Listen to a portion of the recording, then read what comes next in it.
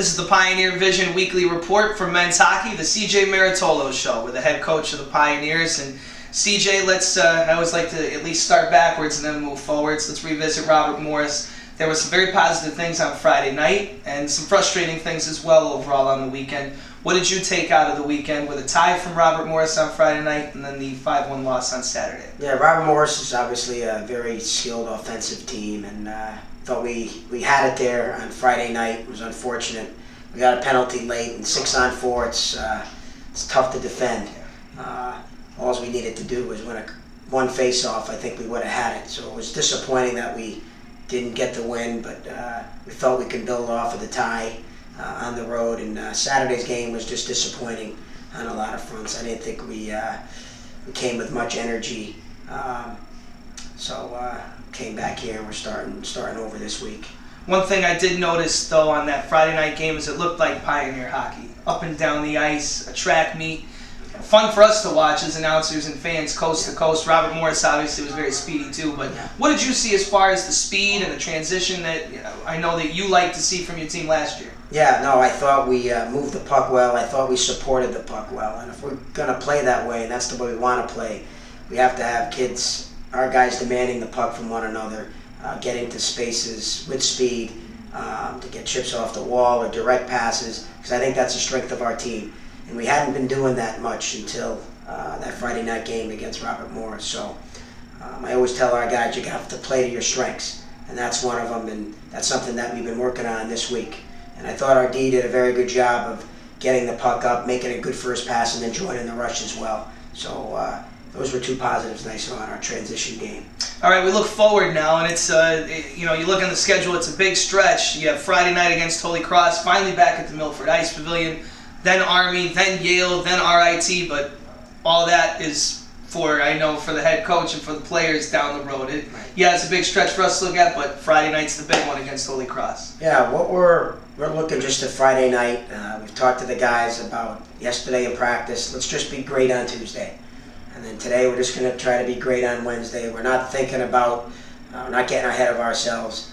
And we're just talking about the process right now. We're not talking about wins and losses, because obviously everybody's pressing a little bit. And we just want to worry about taking care of our business leading up to that game and see where it leads us. Friday night is at the Milford Ice Pavilion, and this is your home. It's where the home offices are, but it's been about 4 weeks since you've gotten to play on the Milford Ice Pavilion ice.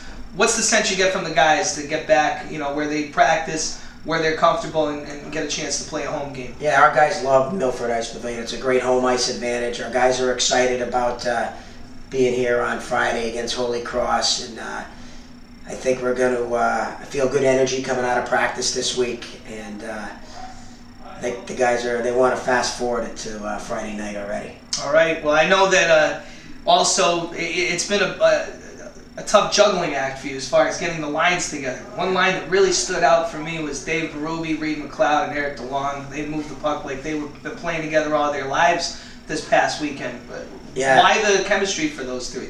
They played together in the past, last year, and they like playing with each other.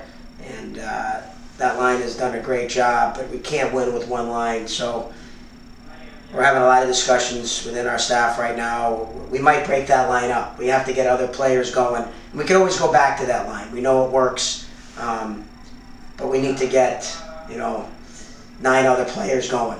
So you might see a little juggling again on Friday night as we try to find the right mix, not just for one line, but for our whole team.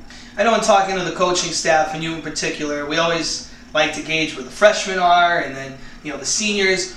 But sophomores, I think, are an interesting group to look at because they've got a year under their college careers, under their belts. And you often hear coaches say sophomore year, boy, some guys come into their own. Reed McLeod, I want to talk about particularly, because he really has set himself up in the slot for a lot of opportunities. And he looks like the sniper I think everybody, hoped and knew he can be. Are you seeing that? Is he coming into his own right now? He's given us a huge jolt on our team ever since he got back a few weeks ago. He scored, I think he has 3 goals in 3 or 4 games, so it was a goal a game there for a while. But he gives us that goal scoring ability, which we obviously lack right now. And I think he feels more comfortable. after having a year under his belt.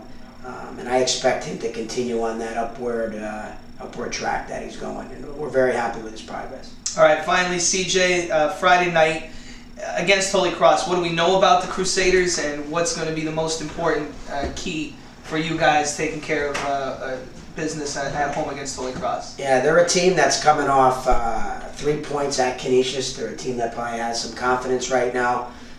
They're very, very good skating team.